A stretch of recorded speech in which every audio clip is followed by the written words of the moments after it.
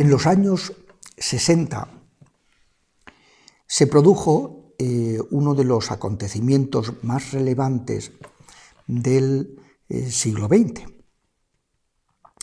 En el año 17, la revolución bolchevique y menchevique, la revolución comunista, trataba de expulsar a Dios de la vida de la sociedad. Era un materialismo ateo, rabiosamente anticristiano, que fue muy cruento, murieron muchísimos millones, pues que Pol Pot, Mao, Stalin, Lenin antes, que fueron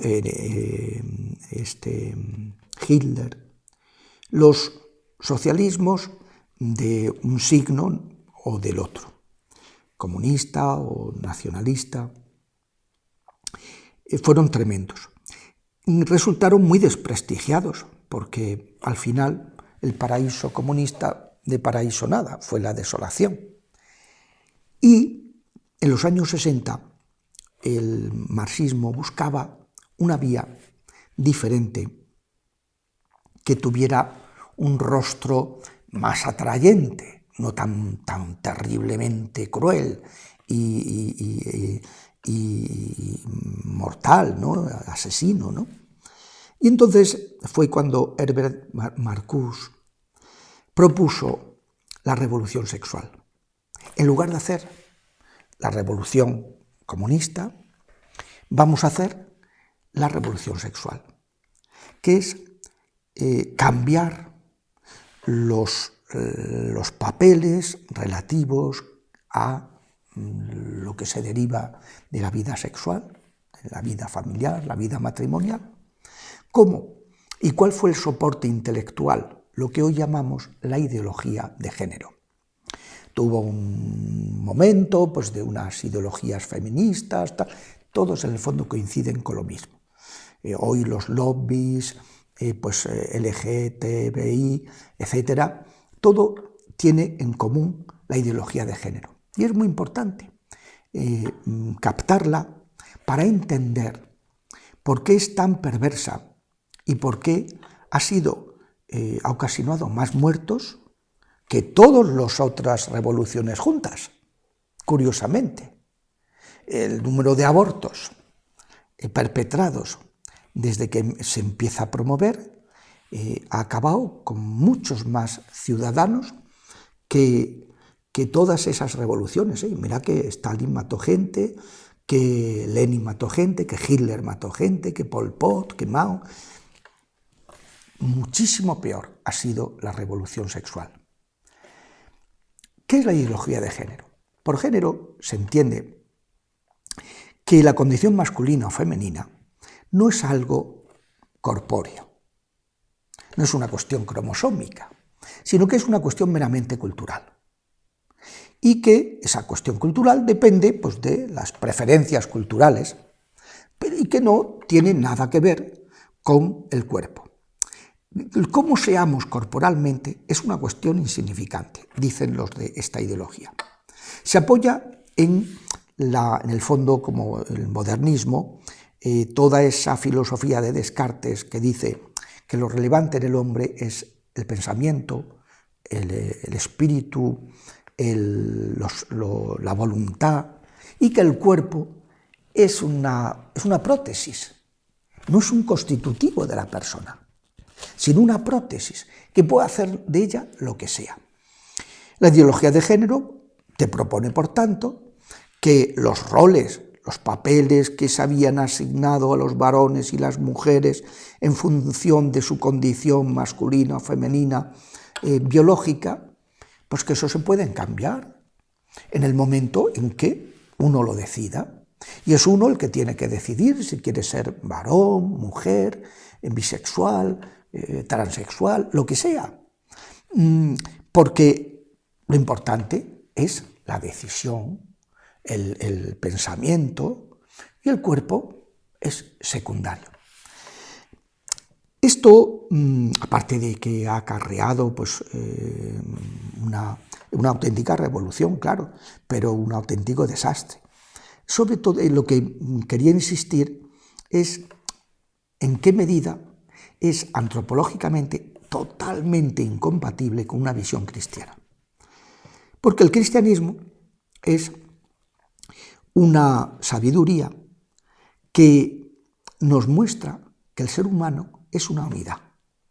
Que todas estas filosofías de Platón, de Descartes, de la ideología de género, de Alan Kardec, los espiritistas, de los que hablan de la reencarnación, de estas filosofías que subyacen al budismo, que trata de apartarse del cuerpo, al hinduismo, que habla de las reencarnaciones. ¿Por qué? Pues porque lo importante es el espíritu y el cuerpo no es un accesorio, que tú puedes ahora utilizar el cuerpo de una cucaracha y pasado mañana pues el de un escarabajo, como dirían en Egipto, o el de lo que sea. No, el cuerpo, explicaba Juan Pablo II, que entró a fondo, porque Juan Pablo II es un papa que era un regalo que nos hizo el Señor, en una época en que se estaba difundiendo en el mundo y en la Iglesia la ideología de género. Hoy día se lamenta mucho que en la Iglesia hayan pasado estas cosas y se acusa a la Iglesia de curas pederastas y obispos de pederastas y tal. Vale. Pero, amigo, ¿cuál es la matriz? Eso ha venido cuando se ha introducido y se ha predicado en los seminarios la ideología de género. Y se ha estado diciendo que lo importante es la actitud, la moral de actitudes, que dice que es el título de un libro y de toda una filosofía de un autor que vive todavía, español, y que se ha difundido su filosofía muchísimo en el ámbito de América Latina y en España. Es decir, la moral de actitud. Lo importante es la actitud interior. Lo que yo haga con mi cuerpo, eso es premoral. Y si yo, pues con mi cuerpo, pues yo qué sé, pues una persona quiere aparearse con su mascota, pues allá ella, si se aman, se llega a tales despropósitos. Pero lo que está subyaciendo es precisamente eso. El cuerpo es una prótesis, es insignificante desde un punto de vista personal. Pues no, eso es totalmente falso. El pensamiento cristiano, la sabiduría cristiana, lo que nos enseña es que somos un espíritu distinto de los ángeles. Los ángeles son espíritus no corpóreos. Por eso un ángel puede estar aquí y actuando en 27 sitios a la vez.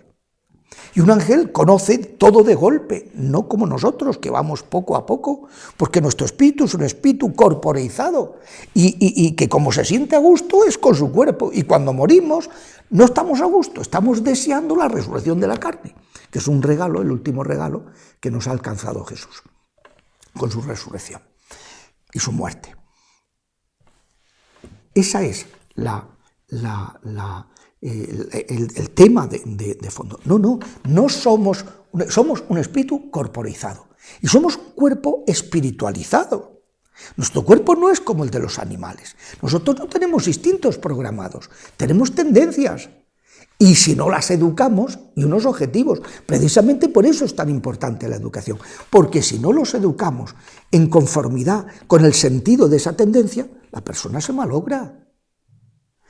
Nuestro cuerpo, nuestro cerebro, por ejemplo, que tiene unos intereses utilitarios igual que los animales. Tendremos un poquito más de coeficiente intelectual, pero usamos, sin embargo, de ese cerebro de una manera totalmente distinta de cómo lo usan los animales.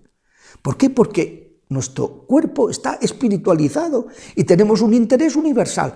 La abeja se interesa solo por lo suyo, hace la miel perfecta, pero solo sabe hacer la miel.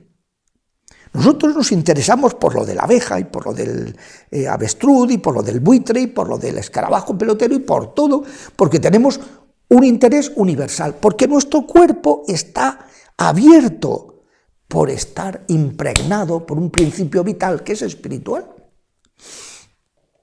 Nuestro cerebro, nuestro corazón psíquico, nuestros sentimientos, tienen unos intereses que son no utilitarios, que es la sensibilidad estética, y hasta el punto de que necesitamos adornar todas nuestras actividades básicas, vitales, fisiológicas, todo lo referente a la nutrición, a la protección, a la procreación, todo adornarlo de belleza, de estética, de sentimientos, como decía Dostoyevsky. Dostoyevsky decía, la belleza salvará al mundo, ese nivel estético. Si una persona puede haberse depravado moralmente, pero si todavía le queda el nivel básico, el nivel de los sentimientos, el nivel estético, si todavía tiene un poquito de educación de su sensibilidad, todavía es recuperable. Como ya esté malograda también en ese nivel, entonces no hay nada que hacer. La belleza salvará el mundo. Tenemos esa sensibilidad estética. ¿Por qué? Y eso es corpórea, ¿eh? Eso no es una cuestión espiritual. La belleza espiritual es otra cosa. Eso es corpóreo, es de los sentimientos. Y eso está, esa sensibilidad, es algo que es interés no utilitario, es algo que es consecuencia de que nuestro cuerpo está espiritualizado. Y tenemos un lenguaje que es distinto del lenguaje de los animales, porque nuestro cuerpo está espiritualizado. Y tenemos una sensibilidad religiosa que nuestro corazón necesita. ¿Por qué? Porque estamos espiritualizados, estamos en otro nivel. En otro nivel. Nuestro cuerpo es personal, por eso hay que respetarlo incondicionalmente.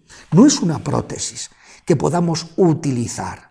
No podemos fabricar vidas humanas en laboratorio, no, porque estamos en otro orden, es algo sagrado, porque al estar impregnado de espíritu se convierte nuestro cuerpo, como dice San Pablo, en templos del Espíritu Santo, en miembros de Cristo, y es una visión totalmente incompatible con esta ideología, que aparte de que ser falsa y es calamitosa desde el punto de vista del funcionamiento de la familia, de las relaciones de pareja, de tal, que ello es la calamidad de las calamidades. Nunca ha habido tantas neurosis y tanta gente afectadísima como consecuencia de no enfocar adecuadamente de las consecuencias de esta ideología de género.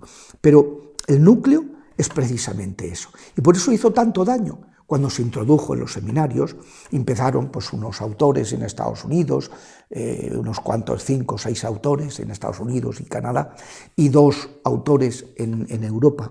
Empezaron a difundir en los ambientes católicos una teología que justificaba la ideología de género, y pues, con lo cual se ha justificado pues eso, el aborto, la infidelidad matrimonial. Si ahora yo quiero a alguien, pues hombre, pues ¿por qué no se va a unir a esa persona? Y así con todo, y ya digo, llegando a justificar hasta la zoofilia, o sea que es verdaderamente patético. Pero ese es el punto de la totalmente incompatible con una visión cristiana de la dignidad del cuerpo humano. Un cuerpo que está espiritualizado. Y por eso hay una facultad de medicina y otra de veterinaria. Son distintas. ¿Por qué? Porque el cuerpo de los animales no está espiritual. Su principio vital, su alma, es un alma que no es espiritual. La nuestra, además de dar un lugar a unas funciones vegetativas y sensitivas, psíquicas, además tiene una dimensión espiritual, y eso está indisociablemente unido. Esto se ha explicado siempre diciendo, es una unidad sustancial, una única sustancia, a la vez corpórea y espiritual.